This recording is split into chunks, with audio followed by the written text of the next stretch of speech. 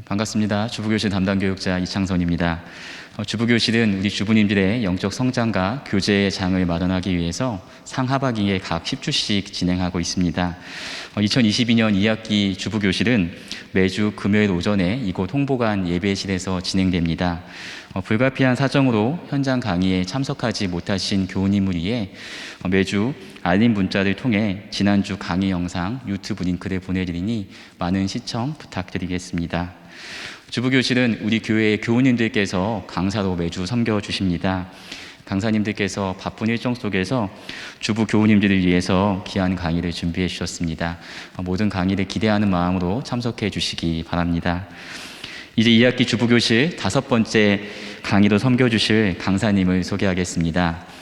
작가이신 이미연 집사님께서 기독교인의 눈으로 본 현대미술이라는 주제로 강의해 주시겠습니다. 강사님 나오실 때 박수로 강사님 환영하겠습니다.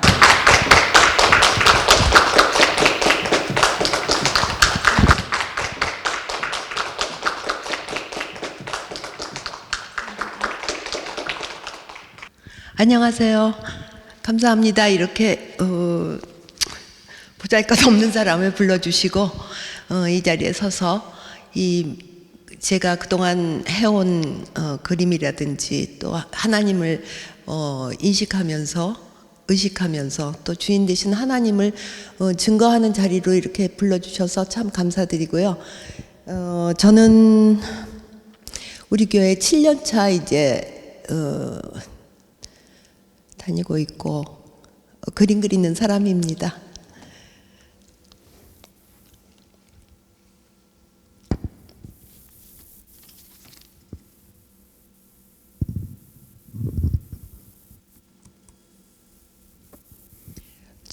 오늘 이 기독교인의 눈으로 본 현대미술 이런 제목으로 목사님과 이렇게 말씀드리고 이렇게 하도록 했는데 범위가 너무 넓은 것 같았어요. 그래서 제가 준비하면서 이걸 2000년, 3000년 이렇게 되는 역사를 어떻게 줄여서 1시간 동안에 현대미술에 대한 그 정체를 밝혀내는가 이것이 조금 제가 제목을 조금 잘못 선정하지 않았나 후회도 좀 있었는데 뭐 나름 괜찮을 것 같기도 해서 진행하도록 하겠습니다. 이제 타이틀에서 볼 수도 있듯이 기독교인의 눈으로 보는 현대미술 그러면 우리 크리스찬 우리들이 현대미술을 어떻게 봐야 되는가 또 저는 준비하면서 저 자신은 현대미술을 어떻게 보는가 하는 다소 주관적인 견해로 이 말씀을 드릴 것 같습니다. 제가 목차를 좀 잡아봤는데요. 보시기에 편하도록 첫 번째 미술사 속의 미술 했던 것은 지금의 미술사라는 것이 확립이 된 것은 18세기, 19세기 이후에 그 크리스찬이 아닌 사람도 있을 것이고 학자들 중에는 크리스찬도 물론 있겠지만 그런 세상적인 어떤 가치관 속에서 이 미술사가 편성이 됐기 때문에 이것이 다라고 믿는 것은 이것이 정석이라고 믿는 것은 크리스찬으로서 조금 방향을 바꿀 필요도 있다라는 생각을 제가 했었어서 미술사 속의 미술이라고 말씀을 드렸고요. 거기서 간단하게 미술이란 무엇으로 거기서 정의하는가 세상에서는 그리고 또 우리도 그것을 그렇게 어떻게 보는가 또 미술의 기원 같은 것은 어떻게 볼 수 있는가 어떤 목적으로 쓰였는가 이 안에는 서구의 미술들이 다 이제 포함이 되고요. 그 다음에 두 번째 큰 제목으로 현대미술의 전개 현대미술이 어떻게 해서 태동이 되고 어떻게 현대미술이라는 것이 발전되어 왔는가.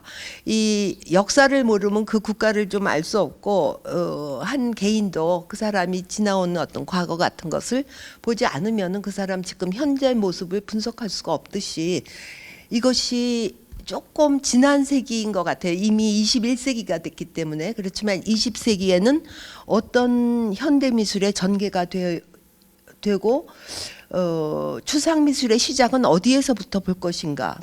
또 어떻게 보면은 현대라는 것은, 현대미술이라는 것은 어느 시점부터를 현대라고 봐야 되는 것인가.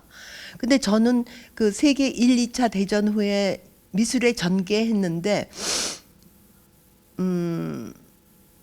전쟁은 하나님께 속한 것이라고 생각을 하는데, 유럽에서 1, 2차 대전의 그 황폐화된 문명 세계에 대한 인간들이 보는 거, 작가들이 보는 눈이 굉장히 큰 영향을 끼쳤다고 저는 나름 생각을 하고요.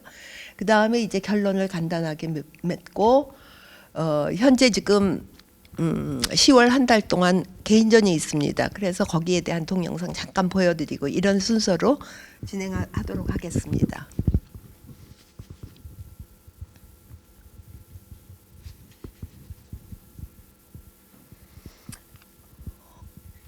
여기 불이 꺼져야 되나요? 여기 불?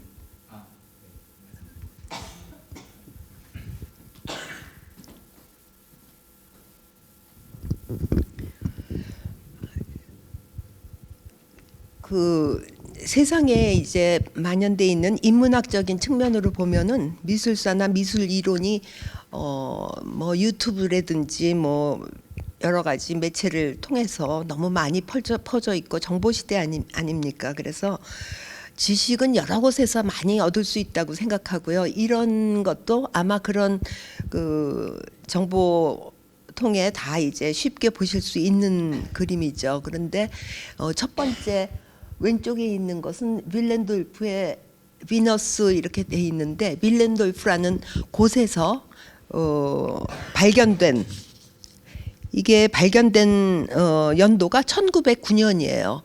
그렇게 하면은 1909년 이전에는 사람들이 어떻게 해서 미술이 시작이 되었는가, 이런 것에 대한 고찰이 없었다고 봐야죠. 그리고 증명할 수도 없었죠. 근데 여기에 책에 보면은 15,000년에서 10,000년 전의 것으로 추정을 해요.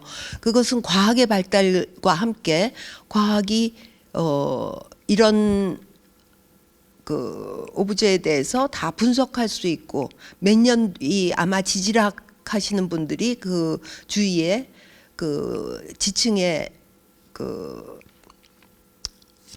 연도를 이제 추정을 했겠죠. 근데 어느 책에는 22,000년 이렇게 또 써 있어요. 그러니까 저는 이걸 선사 시대의 산물로 인정을 하는데, 그것이 뭐 우리가 1000년도 굉장한데 22,000 이렇게 했을 때 상상할 수도 없는, 그냥 과학적이고 또 제시하기 좋아하는 사람들의 어떤 그 숫자라고 저는 그냥 생각을 합니다. 그 다음에 오른쪽에 거는 풍요의 여신 했는데, 양쪽에 다 그림에서 보시다시피 여성의 그 둔부하고 가슴이 굉장히 많이 강조가 됐죠. 뭐 여러분 설명 안 해도 다 아시다시피 출산, 풍요 이런 것을 기원을 했던 그 사람들의 어떤 그 염원을 볼 수가 있다고 해요. 근데 이런 것은 이제 어떤 목적으로 쓰였는가라는 측면을 볼 때에는 이것을 가짐으로써 이것이 이루어지기를 간절히 바라는, 그런 데서 미술의 이걸 조그맣지만은 조각의 한 부분으로 볼 때 그런 염원을 엿볼 수가 있는 거고요. 사실 미술이라는 것이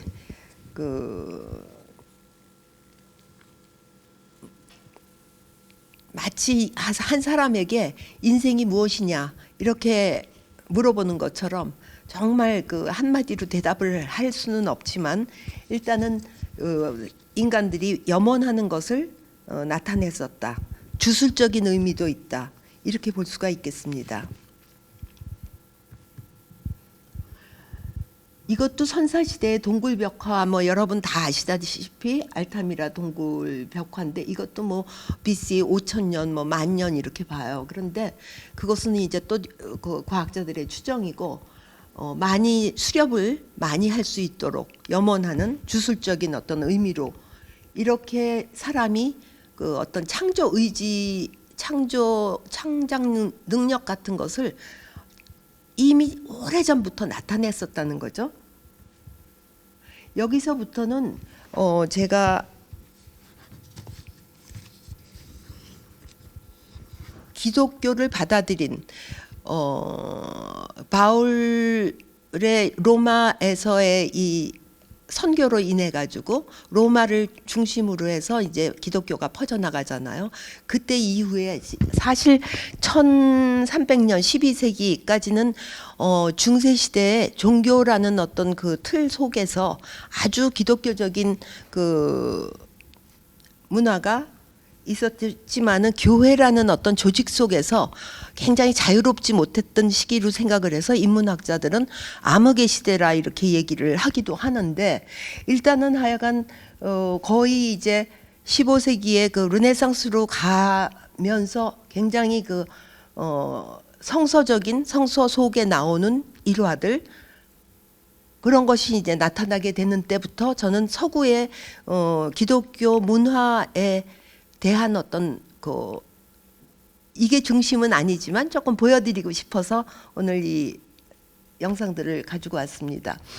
뭐 다 아시다시피 그 수태고지 누구죠? 천사의 이름 깜빡 까먹었어요.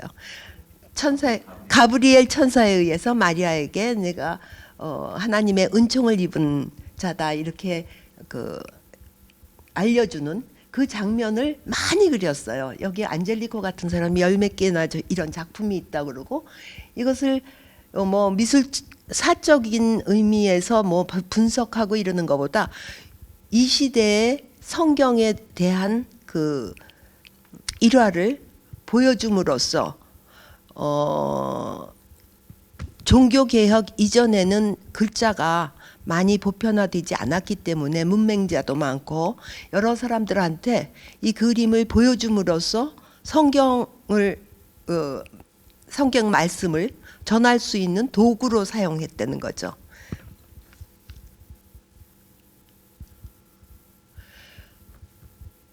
그러면서 밀라노의 카테드랄 이것도 그냥 하나 집어넣어 본 것은 이 수직선의 그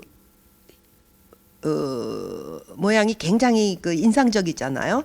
여러분들 이제 뭐 기독교 국가들 많이 방문하시고 여행하시고 그러면 뭐 거의 뭐 유럽 전체에서 볼 수 있는 그 성당이라든지 이 기독교적인 어떤 내용의 그림들이 많이 있잖아요. 근데 이제 그 교회 건축이나 회화 같은 것이 그 사회의 문화적인 환경 또 그걸 둘러싼 영적인 가치관 이런 것이 반영되어 있다고 우리가 볼 수가 있는데 또한 이제 그 예술품들은 그것을 만든 기술적인 표현력 같은 것도 가능해야 되고 또 사회 상황 반영과 함께 정신적인 부분과 영적인 상태까지 다 나타난 것으로 볼 때 종교와 예술이라는 것은 너무 밀접한 관계에 있다. 이 지금 이렇게 표현되는 그 사회 환경을 저희가 유추할 수 있는 것이죠. 아직까지 르네상스는 아니지만은 그 초기에 반데르바이덴 같은 사람은 이제 이건 예수님의 장례라고 봐야 되겠죠. 이 무덤 속으로 안치시키는 장면을 이렇게 해서 사람들로 하여금 예수님의 어떤 그 행적 같은 것을 그림으로써 보여주고 이렇게 만연했던 어떤 그런 벽화의 장식이라든지 이렇게 있었는데, 그때 그레고리 황제라는 분은 그림은 문자를 읽을 수 없는 사람들에게 문자가 기여하듯이 문맹자들한테 같은 역할로서 이 내용을 말해준다. 그래서 극히 이제 장려하고 교황에 의해서 많이 주문되고 그랬었죠. 그 다음 여기까지가 아마 성경에 대한 또 있긴 하지만 왼쪽에 바울의 회심인데 잘 보이시나요? 저는 처음에 봤을 때 이게 조금 어떻게 바울이 밑에 누워 있는 거예요.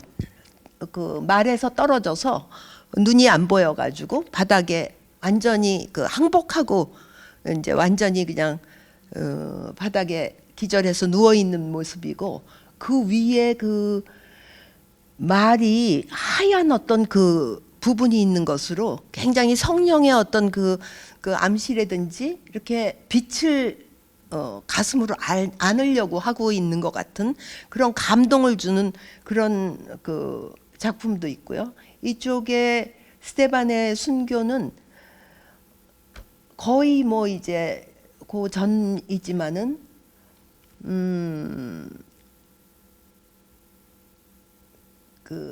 우리가 보면서 그 믿음에 대한 어떤 그런 그 결심, 스테반의 저러면서도 하나님을 찬양하면서 용서하고 떠나갔던 모습, 이런 것들을 보여주는데, 지금까지 이렇게 보여드린 작품들 속에서 형상이 명확하고 또 우리가 현실에서 볼 수 있는 어떤 형상하고 거의 비슷하게 또 아름답게 그리고 정확하게 이렇게 형상들이 나타난 거를 여러분들이 잠시 이제 생각해 주시길 바랍니다.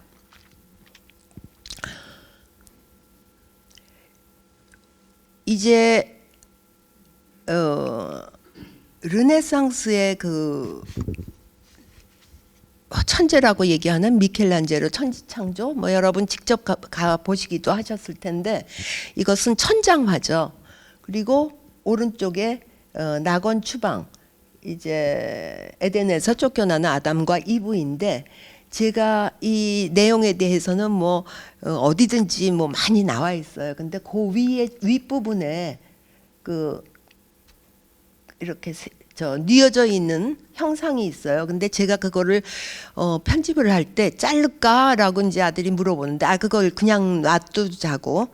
그 이유는 뭐냐 하면은 이것이 이제 천장화기 때문에 이렇게 있지만은 양쪽으로 또 이렇게 그 어떤 인물상들이 묘사가 돼 있어요. 근데 미켈란젤로고 또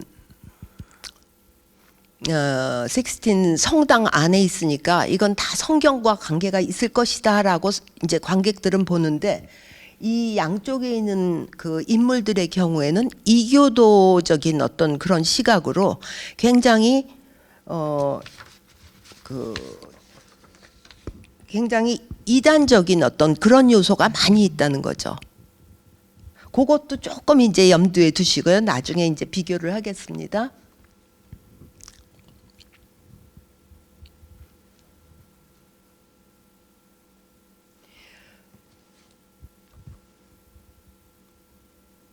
이것도 미켈란젤로의 석상 둘인데요.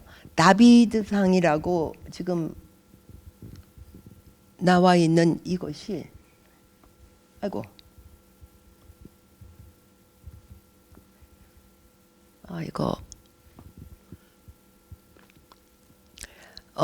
제가 이걸 조금 확대하는 것이 좀 자신이 없어서 건드리지 않으려고 합니다. 다비드상의 얼굴 부분을 조금 보세요. 이 르네상스 가면은 그 뜻으로는 르네상스예요. 다시 태어난다. 그럼 다시 태어나는 게 뭐가 다시 태어나느냐? 근데 이 관점은 제가 받기에 다시 태어난다는 것이 무엇으로 다시 태어나느냐 하면은, 우리는 크리스찬의 입장에서 본어겐 해가지고 다시 성령으로 태어나는 것을 생각할 텐데, 이거는 완전히 인문학적인 입장에서 인간이 다시 주인이 되자.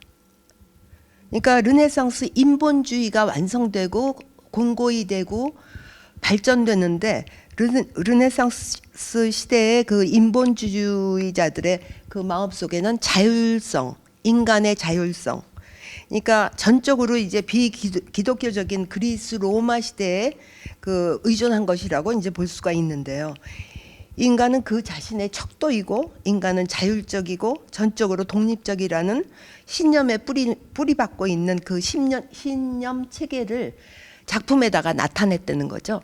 그래서 이 다비드상은 우리가 다윗 왕의 어떤 그 우리가 성경 속에서 알고 있는 지식, 소년 다윗이 그 하나님에 대한 어떤 그 믿음으로 골리앗을 무찌르는 어떤 그런 그 미소년이 아니라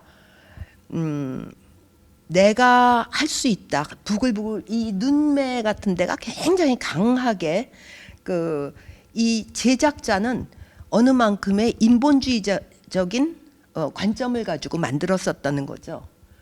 그리고 이 몸에서는 이 형상 같은 것은 그리스 로마 시대 때 석상에서 보듯이 완벽하고 인간이 제일 아름답고 근육과 이 힘과 그 아름다움을 나타내었다고 이제 그거는 제가 옛날에 읽은 프란시스 셰퍼라는 분이 그 기독교적인 그 미학을 제시하신 분인데 이거는 완전히 하나님에 대한 도전이고 하나님을 대적하는 눈빛이다 이렇게 이제까지 표현을 하셨던 것을 제가 기억합니다. 그리고 이제 오른쪽에 노예상은 노예의 모습인데 이 해방되고 이 육체에서 벗어난 자유로움 이것이 이 작품 속에 이제 내포되어 있는 것은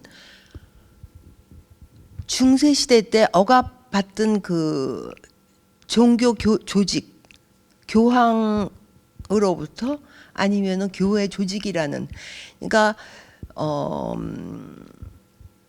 성경보다 교회가 더 우월하고 동등하고 이런 성경만큼의 그 파워를 그 권력을 가진 중세 미술, 중세 그 종교의 힘에서 벗어나고자 했던 어떤 그런 그 환희로운 모습 그렇게 이제 볼 수가 있겠습니다.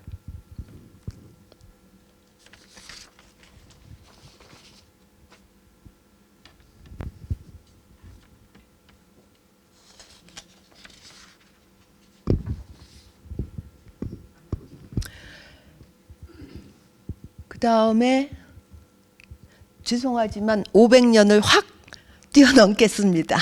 그 사이에 이제 바로크 미술도 있고 뭐 로코코 뭐 자연주의, 사실주의, 인상파 뭐 서양에서는 계속 그 보는 관점에 따라서 그게 자꾸 달라져요. 근데 크게 보면은 제가 이제 받은 인상으로는 어느 한편으로 기울어지면은 그 다음에 균형을 맞기 위해서 또 너무 로코코에서 너무 낭만주의면은 그 다음에 고전주의로 조금 이렇게 그 균형을 맞추고 그 다음에 또 너무 이렇게 인상파로 나가고 그렇게 하면은 그 다음에 또 뭐 상징주의를 해가지고 조금 더 묵직한 어떤 주제를 다루고 하면서 왔다 갔다 하면서 20세기에 이제 언저리로 옵니다. 근데 여기 보시면은 다 아시죠? 하도 유명한 분이어서 피카소입니다. 제가 대학 다닐 시절에 피카소가 살아 있었어요. 근데 어느 날 그 신문에 피카소의 사망 소식을 이렇게 봤는데 뭐 대서특필이었죠. 뭐 피카소의 온 일생과 뭐 그 업적과 막 이렇게 하는데 그때 제 생각이 피카소가 왜 유명한 거야? 왜 저게 명화인 거야? 피카소의 그림이 왜 유명해야만 하는 거야? 참 이렇게 그 개인적으로 알고 싶었어요. 참 알고 싶었지만 그 당시에 뭐 그냥 피카소가 뭐 우스개로 그냥 바람둥이였다 뭐 이런 얘기 많이 하고 자기 마음대로 막 하면은 피카소 같이 그렸다 막 이렇게들 막 얘기했었어요. 근데 이제 여러분 보시다시피 왼쪽에 그 여인상에서 연 모습으로 옆에 보이지만은 이쪽 뒤에 있는 눈까지 앞으로 끌어내 가지고 눈 두 개가 있고 코는 하나 뭐 옆으로 보이는 측면이고 입도 측면이고 이 뒤에 보이는 어떤 것까지 다 이렇게 평면으로 끌어낸 상당히 쇼킹한 장면 아니에요? 그리고 이제 이쪽에 칸바일러의 초상이라는 것은 어떤 그 화상에 자기하고 굉장히 가까웠던 화상의 그 초상이에요. 근데 이 사람의 초상을 다른 사실적으로 그린 것도 있는데 그 사람의 특징을 전혀 알 수 없는 다 분해시키고 해체시키고 파편화시킨 그런 화면을 볼 수가 있죠. 여기에서 저는 일단은 어떤 그 경향을 제일 먼저 이제 꼽고 싶으냐 하면은 1882년 즐거운 학문이라는 것을 통해 가지고 그 니체가 그 유럽 사회에다가 이렇게 발표한 것이 하나님은 죽었다. 신은 죽었다. 아유, 이거 잘못. 예. 하나님은 죽었다. 신은 죽었다라는 발표를 하고 기독교의 도덕과는 죽었다. 신의 죽음을 언급하면서 그러면 우리는 어떻게 살아야 되는가? 이렇게 해서 그 자신의 절대적인 힘에 의지하지 않으면은 우리는 살 수 없다. 그런데 이 괴테는 여러분 다 아시다시피 굉장히 불행하게 이제 말년을 보내잖아요. 니체 하면은 굉장히 철학자로 뭐 존경받아야 될 것인 것 같기도 하고 좀 알고 싶기도 하고 그래서 그 예전에 막 그 호기심을 가졌는데 결국은 굉장히 하나님에 의해서 정말 그 선택받지 못한 인물이 아니었나 참 가슴 아픈 어떤 그런 생각을 하게 합니다. 여기에서 이렇게 추구해야 될 그 절대적인 가치에 대한 그 방향성을 잃어버린 그 유럽 사람들, 지금 서양의 사람들이 이 1910년, 1907년에 제작한 그 여인상이고요. 이런 작품이 이제 서서히 나올 수밖에 없어지는 거죠. 그렇게 하고 조금 아까도 말씀드렸지만은 그 세계 1차 대전이 이제 1914년 시작되고 2차 대전이 1939년 시작되는데 그 두 전쟁으로 인해서 그 불안하고 황폐하고 자기 자신들이 굉장한 것을 이루었다는 그 자부심이 완전히 깨지고 굉장히 그 비참한 상황에 놓여 있다는 것을 그들이 이제 깨닫게 되는 거죠. 근데 그 앞에도 말씀드린 대로 이 환경에 따라서 그것이 굉장히 솔직하게 나타나는 것이 미술이에요. 그래서 제가 꽂은 게 저기 피카소의 아비뇽의 처녀들. 그러면 앞에 우리 다비드상이라든지 노예상에서 봤던 그 아름다운 그 인체의 아름다움을 추구했던 형상미 같은 것은 다 없어지고 직선으로 또 오른쪽에 아래 위에 있는 그 얼굴의 마스크 같은 것을 보시면은 제가 이걸 찾았었는데 이 아프리카의 그 마스크를 도용을 해서 저기다 사용을 했어요. 이 1916년 정도를 이제 큐비즘의 시대라고 그러는데 회화에서 형태를 분석하는 새로운 방법으로 이제 큐비즘이 나타났다 이렇게 보고 이거는 현대 회화의 초기 이정표가 될 만한 어떤 작품이다 이렇게 해서 아비뇽의 처녀들이 유명해져요. 근데 이것이 그것을 그러니까 있는 눈에 보이는 시각적인 어떤 그 그 보이는 대로의 세상을 그대로 재현하는 그런 것이 아니라 피카소 자체 자기 자신이 이 화면에 자의적으로 배치를 했다는 거죠. 조금 아까 그 여인상에서 봤듯이 뒤에 안 보이는 눈까지 앞에다가 그냥 그려버리는 그런 그 전능한 그런 그 표현을 했다고. 그래서 이제 자연 형체의 해체, 자연 형태의 해체. 그러니까 재조직을 하는 인간. 이렇게 볼 수도 있고 인간의 지성에 의해서 완전히 보이는 것을 해체할 수도 있고 다시 조합할 수도 있고. 그 당시에 이제 아폴리네르라고 여러분들 다 아실 텐데 그 미라보다리 그 아폴리네르가 굉장히 큐비즘을 많이 그 선전을 해주고 알리는데 이제 이력을 한 사람인데 저는 요것에 조금 여러분께 말씀드리고 싶어요. 비록 미술의 목적이 여전히 예전처럼 눈의 즐거움이라고 해도 이제부터 애호가들은 화가들이 자연풍의 광경들을 제공하는 것과는 다른 아주 다른 어떤 즐거움을 찾기 원한다. 이렇게 얘기하는데 그 즐거움이라는 게 인간이 원하는 즐거움이죠. 그러니까 관객들이 아 이거 굉장해, 이거 새로워, 이거 굉장히 자극적이고 뭔가 이렇게 그 끌 수 있는 그런 쪽으로 이제 그 완전히 그 인간 주도의 어떤 그런 그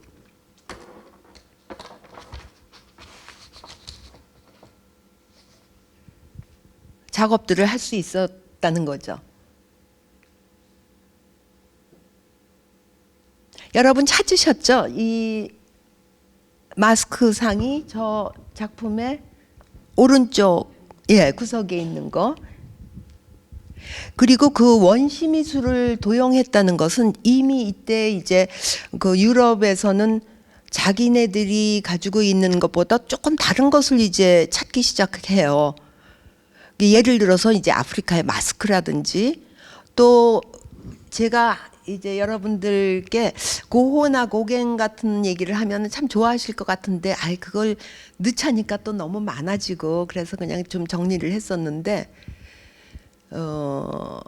그 고호 작품에서도 우리가 많이 이제 볼 수 있듯이 일본 그 판화 같은 거 그런 것이 많이 도용이 되고 일본화를 베낀 것도 있고 카피도 하고 일본화에서 볼 수 있는 어떤 그 입체적인 것보다는 평면화 시키는 어떤 그런 것을 보고 이 당시에 많은 사람들이 그 만의 그림에서도 이 그 뭐죠 저 일본 옷을 입은 일본 화를 이제 그리기도 하고 일본, 중국은 일단 뭐 중세 그러니까 르네상스 이후부터 굉장히 그 교역이 많았기 때문에 중국에 대해서 많이 알고 있었지만 일본에 대해서 굉장히 그 열광하고 좋아하는 그것이 이제 인상파 화가들 속에서도 많이 보이는데 여기 피카소의 경우에는 조금 더 대담하게 나가서 아프리카의 조각품에서 이제 그 인간의 어떤 본성적인 그런 것을 볼 수 있고 이렇게 강렬하잖아요. 강렬한 어떤 그런 그 마스크를 작품 속에다가 사용하기도 합니다.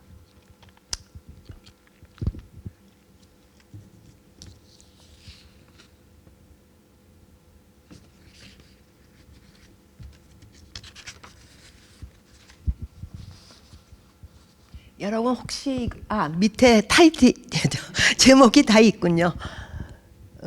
어떻게 읽으시는지 모르겠어요.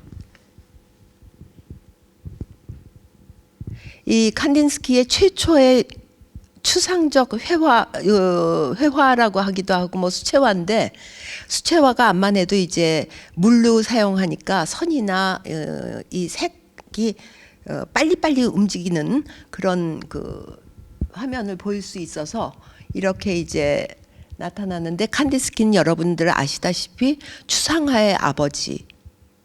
여기에서 그동안 서구에서 가졌던 그 형상이라든지 뭐 어떤 우리가 눈으로 확인할 수 있는 어떤 형태 같은 것은 하나도 없고 그것에 쓰여졌던 색, 선, 뭐 면, 점 이런 것들밖에는 없지만 하나의 작품으로 이제 발표를 했어요.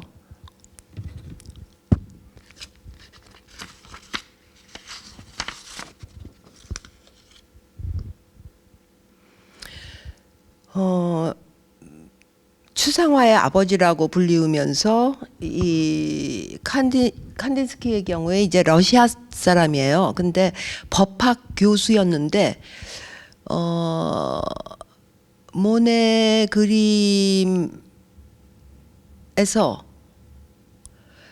이렇게 빛이 틀려지는 것에 따라서 자꾸 완전히 다른 느낌이 오기 때문에 형태라는 것이 꼭 중요하지 않지 않나라는 어떤 깊은 감명을 받고 미술을 공부해야 되겠다 해서 이제 그 독일로 이 당시는 뭐 상황이 또 러시아에서 혁명이 일어나고 상당히 미술로서 이제 힘든 상황이었기 때문에 독일로 갔다가 독일에서 또 2차 대전, 1차 대전이 나니까 또 다시 이제 파리로 가가지고 프랑스 국적으로 또 바꾸고 이 화가들의 아주 그 전쟁으로 인해서 굉장히 힘든 시기를 보낸 분으로 볼 수 있습니다. 이것은 그래도 이 독일에 있을 때 풍경화라는 거 약간 좀 짐작하실 수 있겠죠? 그렇지만 그 르네상스 이후에 원근법이라든지 형상이라든지 뭐 어떤 그 전통으로 가졌던 미에 대한 기준 이거를 다 뭉개버리고 색채를 강렬하게 쓴다든지 뭐 이런 그 나름대로의 표현주의적인 방법으로 이런 작품들을 했는데 이제 지금 하나만 가지고 왔지만 이 칸딘스키가 그림이 이제 잘 안 돼서 뭐 이렇게 세워놓고 산책하고 돌아왔는데 그림을 보니까 굉장히 멋있더라는 거예요. 이거 내가 그린 거 맞는데 그렇게 하고 보니까 거꾸로 놨는데 그것이 이렇게 감동적이고 그러니까 이 형태로서 꼭 말하지 않아도 색이나 선이나 면이나 이런 어떤 그 회화의 요소라고 얘기할 수 있는 것들로만도 작품이 될 수 있구나 이런 것을 느꼈다는 거예요. 그래서 이제 파리에 갔을 때는 조금 더 이지적으로 이런 그 직선도 쓰고 곡선도 쓰고 점, 면, 원 이거에 대한 상징을 또 다 붙였어요. 굉장히 법학을 해서 그런지 이론가로서 뭐 책도 여러 권 썼는데 미술에 있어 정신적인 것에 관하여 그 책이 유명하고 한국에도 뭐 몇 판 돼서 많이 나와 있죠. 학교에서 제가 학생들한테 그거를 일단은 한번 읽어봐라. 완전히 이렇게 좀 새로운 눈으로 볼 수 있는 그런 것을 위해서 이제 권유했던 생각이 납니다.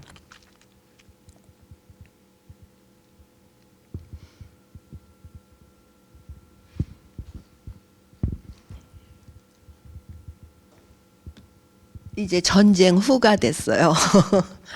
여러분들 보시다시피 여기에 볼스라는 사람도 독일 사람이에요. 독일에서 이제 핍박을 피해서 파리에 왔는데 이 사람의 경우에는 특히 도교, 선사상, 이 불교 미술 이런 것에 영향을 많이 받고 그런 것에 대한 그 연구를 많이 한 사람으로 제가 기억을 해요.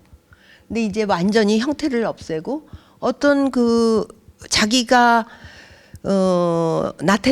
나타내고자 하는 어떤 그 순간이 그 대상이 아니라 이제 자기가 그냥 하고 있는 이 작품이다. 이렇게 굉장히 그 작가의 그 주체가 강해지는 것을 볼 수가 있습니다. 여기 오른쪽에 포트리에의 얼굴이라는 것도 전쟁 이후에 그 친구나 친가 가족들이 전쟁에서 죽음으로 발견된 그 얼굴을 보고 쇼크를 받아서, 그러니까 이제 그것을 묘사하기보다는 자기가 가졌던 어떤 충격적인 그 현실에 대해서 이 물감들을 갖다 그냥 막 그 분노를, 그리고 또 그 어떤 허무감 같은 거, 그런 것을 막 표현을 했던 이런 작품들이 있고요. 여기에 이제 또 하나, 잠깐만요. 이 사람들 요 45년 전쟁 이후, 아까 큰 타이틀로 말씀드렸듯이 전쟁 이후의 어떤 경향에 대해서 제가 한 챕터를 이렇게 나누었는데, 그 사람들을 서정적 추상주의 이렇게 얘기도 하고, 이 사람들을 저는 그 굉장히 주목해서 볼 수밖에 없었던 게, 제가 한국에서 동양화과 출신이에요. 그래서 이제 쭉 한국에 있으면서 동양화에 대한 그 공부가 좀 오래됐었고, 또 먹을 사용하고, 또 여백의 미를 살리고, 선을 주로 사용해서 그림을 그려야 된다는 그런 교육에 제가 푹 젖어 있었는데, 이제 한 10년을 유학을 하면서 제 눈이 조금, 그 10년은 또 이제 제가 돌아온 탕자처럼 집안은 굉장히 기독교 가정이었는데도 불구하고 제가 조금 멀리 갔다가 파리에서 다시 이제 하나님께 돌아오는 어떤 개인적인 이제 그 순간인데, 그렇게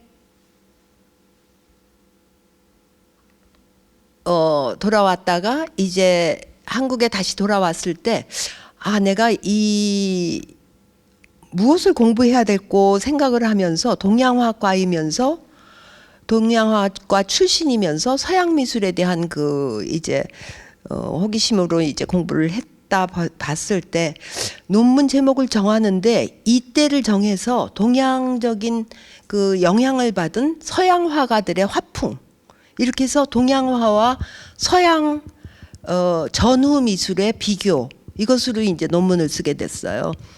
그러면서 이 사람들에 대해서 굉장히 자세히 좀 알게 되는데, 이 서양 사람들이 다 기독교 미술의 바탕이 있는 그런 전통 사회에서 쭉 지내왔음에도 불구하고 서구의 전통을 부정하기 시작했다는 거죠. 완전 전면. 뭐 그동안에 있었던 모든 전통을 차단시키고, 오히려 동양 사상이라든지, 지금 여기에는 소개가 안 돼 있지만은 많은, 타피에스라는 사람도 굉장히 유명한데, 그 사람은 아예 힌두교, 인도 뭐 이런 데로 많이 가서 거기에 종교에 심취해요. 그렇게 하고 느고텍스라는 사람은 아예 그림을 그리기 전에 1시간 이상을 선을 한다 그래요. 자기가 이제 집필을 했는데, 그 자기 안에 있는 무언가 이렇게 그 창조의 능력을 끌어내기 위해서 자기가 그 정신 집중을 하고 선을 하고, 그 다음에 작품에 임한다, 이런 얘기까지 할 정도로 이건 완전히 이 뒤바뀌어 버린 거죠. 오히려 한국에서 한국 동양에서 사람들은 서양화 같이 이렇게 하는데, 그쪽에서는 정신적인 어떤 하나님에 반해서 자기네들의 어떤 그 주체적인 것을 동양 사상에서 찾으려고는 그런 그 물결이 있었다는 것을 이제 말씀드리고요.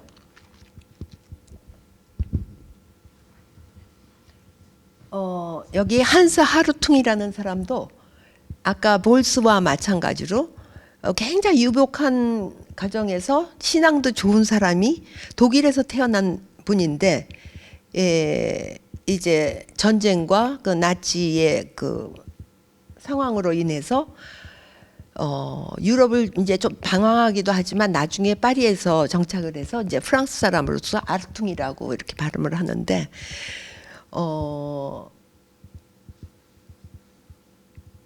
여러분들 보시다시피 수직선으로밖에 작품이 안 돼 있어요. 아무것도 없고. 근데 이렇게 봤을 때 이거는 서정 추상으로 이제 집어넣어서 아까 그 전후의 그 서정 추상파의 한 사람으로 한사르퉁을 집어넣는데 여기에 이제 동양화에서 볼 수 있는 여백도 있어요. 하얀 여백, 손대지 않은 어떤 부분.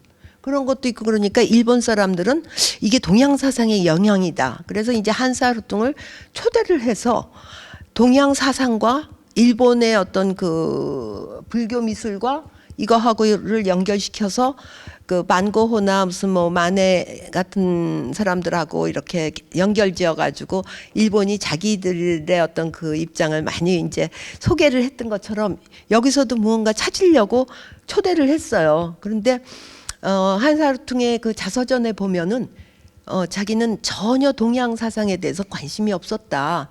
근데 단지 어려서부터 그 자연 현상이 일어나면 굉장히 무섭고 그럴 때 하늘을 쳐다보면은 기도하고 천둥 번개 같은 게 쳐서 이렇게 수직선이 이렇게 있다고 볼 때 내가 그 하나님을 통할 수 있는 방향은 수직의 하나님밖에 없었다.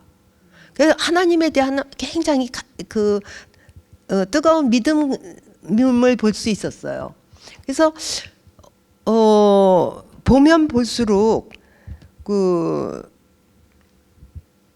어떻게 보면 단순하잖아요. 뭐 색이라든지 이런 거는 또 나중에 조금 나오긴 하지만 기본적으로는 선 하나 가지고 렘브란트 대상 같은 데에서 그 처음으로 그 서양 사람들은 선의 의미를 알기 시작했다 그래요. 근데 동양에서는 모든 것을 불필요한 것들을 제거한 마지막에 본질적인 선 하나로 간결하게 그 본질적인 것을 나타낸다 해가지고 색도 다 배제하고 먹선으로 하얀 공간 위에 그러니까 선을 일필휘지로 두 번도 안 하잖아요. 한 번에 그음으로써 작가의 그 기운 생동감, 살아있는 그 생명감을 거기다가 표시를 한다. 이렇게 얘기를 했었는데 그것은 가히 그것이 회화라고 서양 미술하고 비교할 수 있는 것이 아니라 굉장히 약간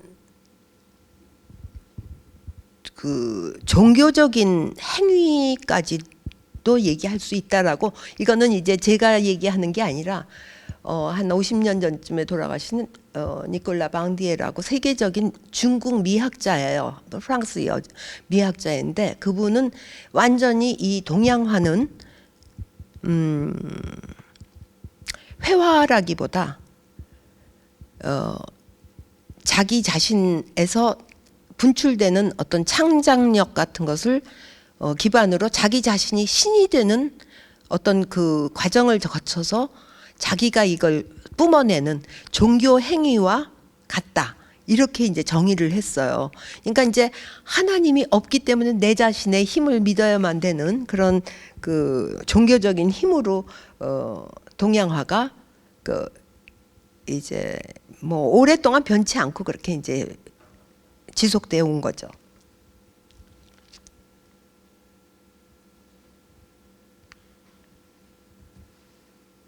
여길 보면은 조금 더 동양화와 같은 그런 것을 볼 수 있어요.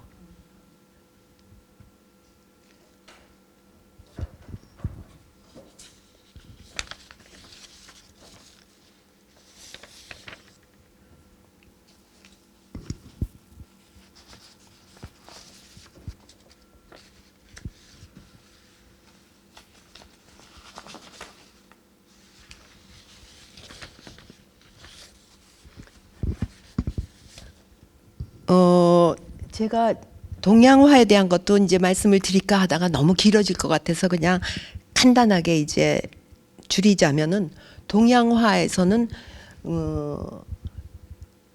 이게 서양화는 오랫동안 데생을 하고 또 색을 칠하고 또 한참 보다가 이렇게 이제 재현을 했기 때문에 자꾸 가피를 할 수 있는 특징이 있고요.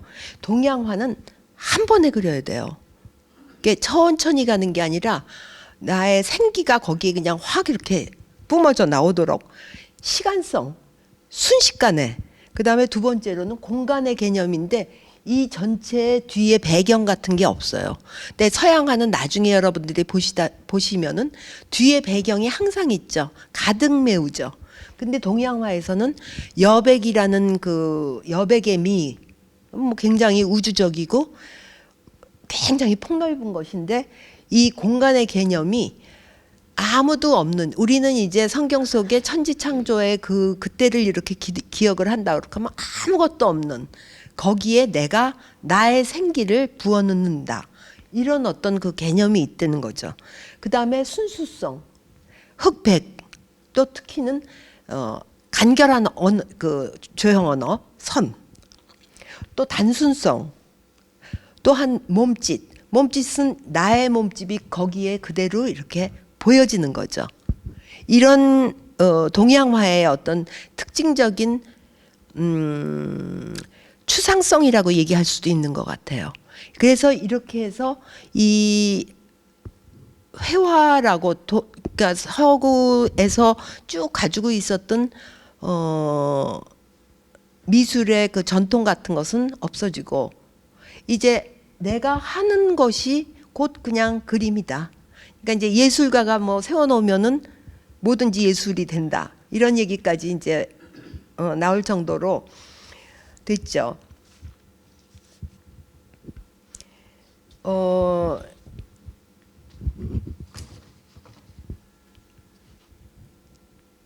사실 한꺼번에 다 너무 큰 거를 말씀드리자니까 조금 제가 말씀드리면서도 그냥 뒤죽박죽인데 뭐 결론을 내겠습니다. 제가 며칠 전에도 말씀드렸듯이 성경 속에 색이 나오는 것은 언제부턴가 그렇게 하고 저로서는 굉장히 좀 자세히 이제 본 적이 있어요. 그때 봤을 때 저기 어디 갔냐 또.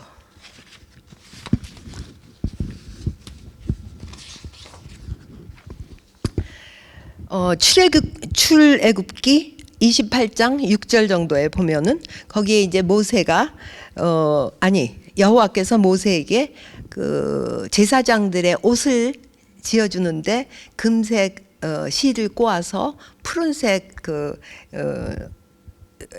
흉패와 에봇의 겉옷, 또 뭐 속옷, 이런 모든 장식적인 것에 대해서 그 색에 대해서 언급하시는 게 저는 이제 생각되는데 여러분들은 어떻게 생각하실지 모르지만 그림이라는 거, 예술이라는 거, 이런 것이 하나님이 본질적으로 중요하다라는 게 아니라 이렇게 여기에 그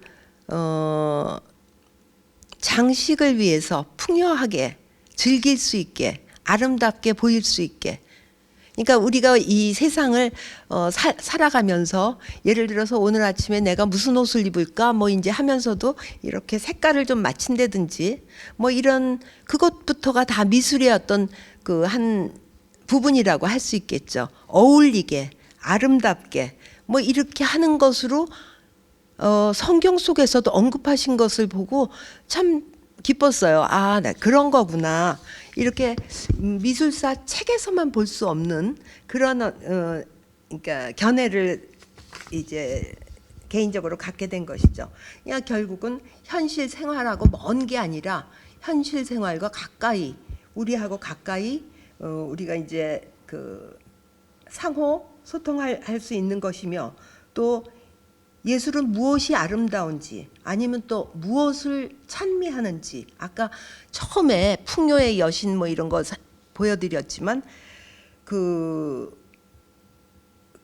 그 대상이 되는 그것이 무엇을 아름답게 보는가의 그 결정 잣대가 된다는 거 하고, 또 이제 칸딘스키 같은 경우에 예술이 어떤 외적인 관계하고도 이제 굉장히 관계가 있지만 내적인 필연성, 정신적인 영역 뭐 이런데 다 관여가 된다는 얘기, 그런 그 잠재적인 가치관에 의해서 표현이 되는 것이 미술이다. 이렇게 볼 수 있고, 뭐 동물과 다른 점이 우리 인간은 하나님의 형상대로 지음을 받았으므로 하나님의 어떤 그 천지창조를 하셨던 그런 창의성 같은, 그러니까 뭐 거기 비할 수는 없지만 그런 창의적인 거와 그 역사 의식 같은 거요. 역사 의식이라는 것이 그 지금 현상적인 것에 이렇게 들여다보는 것보다 이것이 어떻게 발전이 돼서 어떻게 변모되어 왔는가를 보면은 우리가 앞으로 가야 되는 어떤 방향도 정해진다고 생각이 됩니다. 그래서 하나님께서 이 세상을 창조하시며 보시기에 좋았더라 하는 표현을 하신 것처럼 하나님의 질서와 아름다움을 창작의 잣대로 삼고 형상이든지 추상이든지 하나님이 우리를 자유롭게 하신 어떤 그 상황 안에서 우리 삶이 더 풍요롭고 또 여유롭고 삶을 윤택하게 하나님과의 관계 속에서 감사함으로 받아들일 수 있는 그런 영역이라고 저는 결론을 지었습니다. 오늘 강의 들으면서 저도 생각했던 게 뭐냐면 이런 생각하게 되는 것 같아요. 하나님께서 우리 눈으로 볼 수 있게 여러 가지 색깔들을 주셨으니 그렇게 수천 년의 역사의 그 시간 동안 그 화가들이 그림을 그릴 수 있는 것 같아요. 거꾸로 생각해 보면 하나님이 우리를 창조하신 다음에 어떤 색깔도 느끼지 못하게 무채색으로 만드시고 못 느꼈다면 우리가 볼 수 있는 것들이 제한되어 있을 텐데 수많은 것들을 바라보면서 감상할 수 있고 느낄 수 있는 것도 하나님이 우리에게 주신 그 창조의 섭리이고 또 은혜이지 않나라는 생각을 합니다. 오늘 우리에게 주신 그 모든 것이 주님의 은혜임을 기억할 수 있는 시간 되었으면 좋겠습니다. 또 오늘 강의를 통해서 현대 미술에 대해서 또 잘 이해할 수 있었습니다. 귀한 강의 감사드립니다. 다음 주에는 이성아 집사님께서 글로벌 테이블 매너와 에티켓이라는 주제로 강의해 주시겠습니다. 다음 주에도 많은 참석 부탁드립니다. 네, 기도하겠습니다. 하나님 아버지, 오늘 강의를 통하여 현대 미술에 대하여서 이해할 수 있게 하시니 감사합니다. 하나님, 그 미술가 한 명 한 명이 하나님의 또 하나님께서 만드신 것들을 바라보면서 그렸던 것들을 또 보고 또 우리의 시각으로 이해할 수 있게 하시니 감사드립니다. 또 오늘 우리의 삶 가운데서 하나님께서 우리에게 주신 것들을 다시금 바라보면서 그것들을 마음속에 그려볼 수 있는 시간 될 수 있게 도와주옵소서. 또한 오늘 우리 모두가 우리의 삶의 자리에서 눈을 들어 진리와 생명의 길을 걸음으로 이 시대에 주님의 제자가 될 수 있게 도와주시옵소서. 우리의 삶이 주님의 나라가 확장되게 하는 주님의 통로가 되게 하여 주옵소서. 예수님의 이름으로 기도드립니다. 아멘. 2022년 2학기 주부교실 5번째 강의를 마치겠습니다. 남은 하루도 주님 안에서 평안하십시오. 감사합니다.